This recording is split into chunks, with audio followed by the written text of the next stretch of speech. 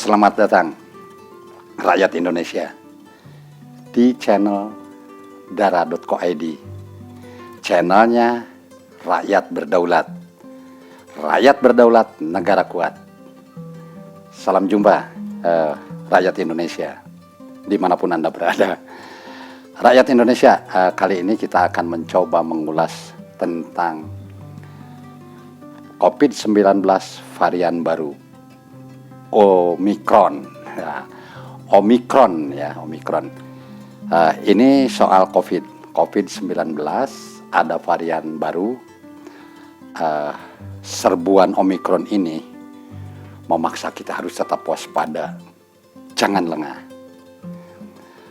Varian Omikron ini pertama kali dilaporkan pada tanggal 24 November 2021 di Afrika Selatan.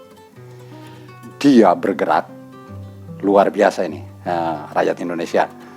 Bak gelombang yang begitu cepat menyapu dunia, menggantikan varian Delta. Padahal varian Delta itu belum selesai gitu. Ini sudah muncul lagi varian Omikron yang baru. Situasi ini membuat manusia di seluruh dunia ini, di seluruh dunia, penduduk dunia ini memaksa terperosok pada situasi yang sulit. Jadi artinya persoalan ini jangan dianggap sebagai hal yang sangat mudah, karena gelombang serbuannya itu luar biasa.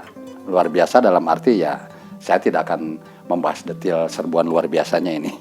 Hanya yang jelas bahwa dilaporkan tanggal 24 November 2021 di Afrika Selatan. Kemudian menerkam ke seluruh negara yang sampai pada tanggal 3 Februari 2002 tadi, si Omikron ini luar biasanya sudah menyebar di 227 negara dengan kasus mencapai 383 juta, saya ulangi, 383.509.779 kasus terkonfirmasi.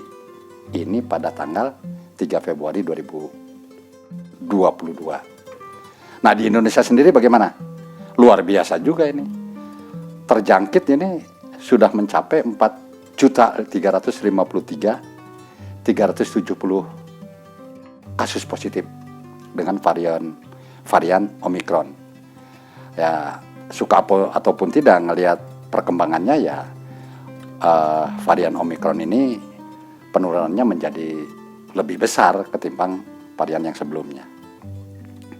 Nah, di sejumlah negara di Eropa seperti Inggris, Jerman, dan Italia menghadapi kasus varian yang bermula dari wilayah Afrika Selatan ini, luar biasa, mereka kelimpungan juga gitu kan. Nah, sehingga Organisasi Kesehatan Dunia WHO menyatakan Omikron menjadi varian of concern, dan varian ini berpotensi lebih menular. Nah, bagaimana untuk menekan sebarannya? Nah, beberapa media melansir pemberitaannya, untuk menekan sebaran Omikron ini, selain kita harus tetap waspada dan taat protokol kesehatan di lokasi yang biasanya menjadi konsentrasi massa, artinya harus ada pembatasan. Artinya apakah harus diberlakukan lagi PPKM? Nah, gitu. Jadi begini, kewaspadaan kita atau masyarakat dan pemerintah memang selama ini terus gencar pemirsa, rakyat berdaulat. Sebaran Omikron ini kalau melihat data itu ya membuat kita seharusnya membuat kita lebih waspada ketimbang yang kemarin. Kalau kemarin karena kita menghadapi hal-hal yang baru segala macam, adaptasi baru segala macam gitu. Nah, sekarang dengan ada pengalaman yang dari kemarin, ya praktis mau tidak mau menghadapi varian yang sistem penularannya itu lebih cepat, ya kita harus lebih meningkatkan kewaspadaan itu. Seperti begini, ada di beberapa daerah di Indonesia ini. Salah satu contoh tindakan tegas pembatasan itu dilakukan oleh pemerintah Kabupaten Pangandaran. terutama di objek wisata Pangandaran. Nah, Bupati Pangandaran JJ Wiradinata itu mengatasi penyebaran virus COVID-19 khususnya untuk Omikron ini sangat tegas, memberikan penekanan terhadap para pelaku wisata, pedagang, atau para pengusaha hotel dan para pekerja di hotel-hotel itu. Kesatu, harus melakukan vaksinasi. Kedua, disanksi dengan tegas, gitu kan. Nah, sehingga ini melakukan razia lah, operasi lah ya, seolah-olah operasi gitu kan, untuk mencegah penyebaran ini, penyebaran ini. Bupati dengan aparatnya segala macamnya menyisir seluruh praktisi atau para pelaku di kepariwisataan Pangandaran. Masalahnya apa, pemirsa? Pelancong atau wisatawan yang hadir ke Pangandaran nyaris rata-rata setiap minggu itu mencapai 75 orang. 75.000 maksud saya. 75.000 orang setiap minggu itu datang ke sana. Bayangkan bagaimana setiap akhir pekan Pangandaran membentuk kerumunan-kerumunan.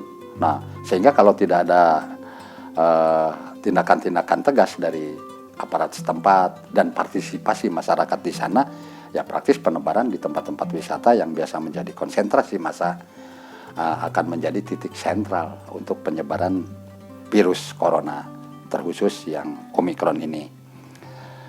Nah, karena kepadatan menimbulkan kepadatan pengunjung, kemudian menimbulkan kerumunan, karena seperti halnya kebiasaan masyarakat kita, kalau mau berwisata atau berpiknik itu kan bisa melibatkan banyak orang, rombongan-rombongan wisatawan gitu kan, bisa 2 bus, 3 bus, gitu, 4 bus. Nah itu kan artinya di situ pun dari sejak pemberangkatan pun itu sudah membentuk kerumunan, dan mereka seandainya tidak taat protokol kesehatan ya rawan. Nah, kemudian ada contoh kasus lain di Kota Bandung nih pemirsa. Meskipun sampai hari ini belum terdengar apakah itu jadi titik sebarnya menyebarnya Omikron ini, kami belum dapat data. Ada peristiwa festival di Mall Festival Citylink Kota Bandung.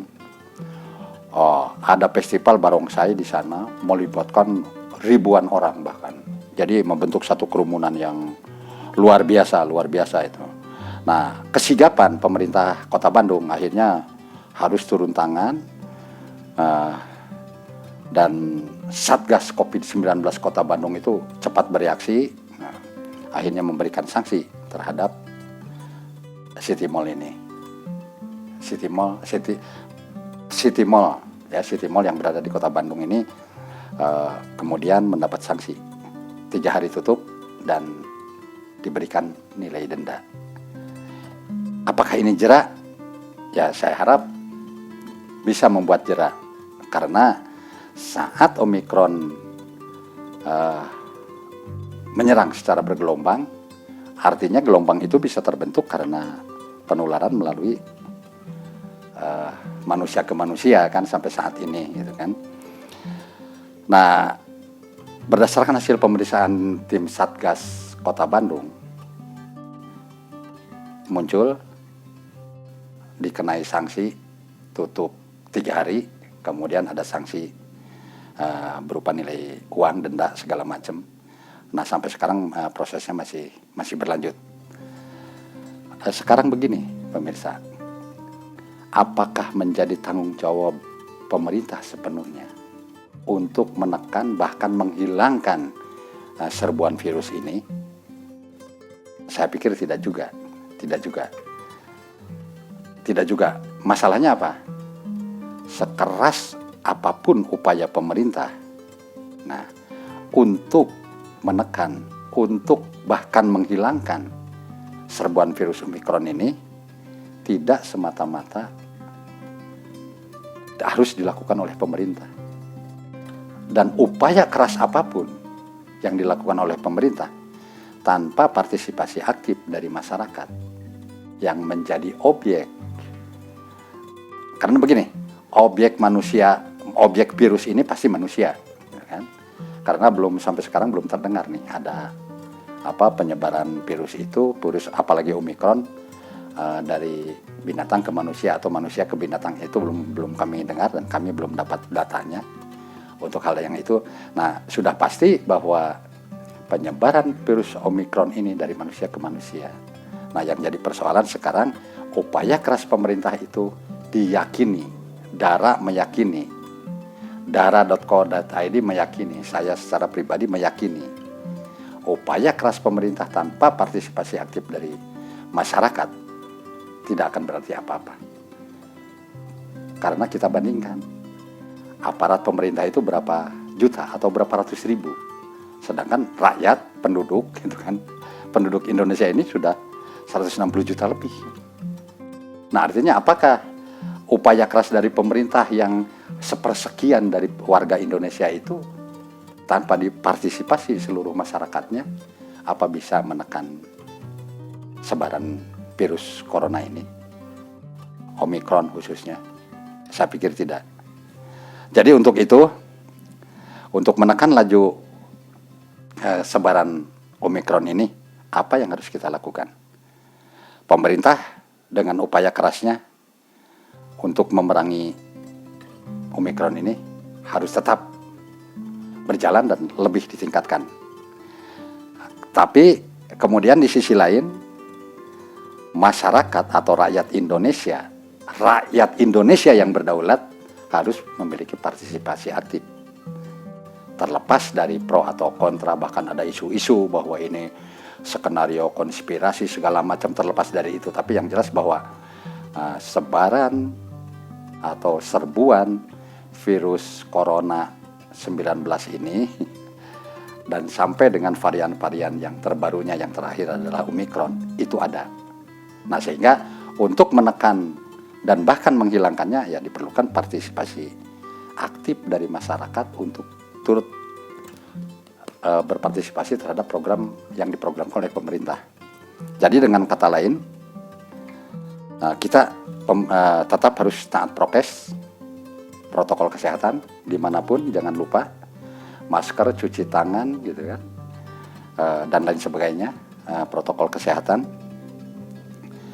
Kemudian rakyat jangan hilang semangat. Nah, sikap kita adalah sebagai rakyat yang berdaulat harus tetap semangat, bertahan, sehat dan waspada agar rakyat tetap berdaulat, pemerintah akan kuat. Bye. Dadah. Salam sehat, salam berdaulat. Sampai jumpa di lain kesempatan. Terima kasih atas perhatiannya. Bye.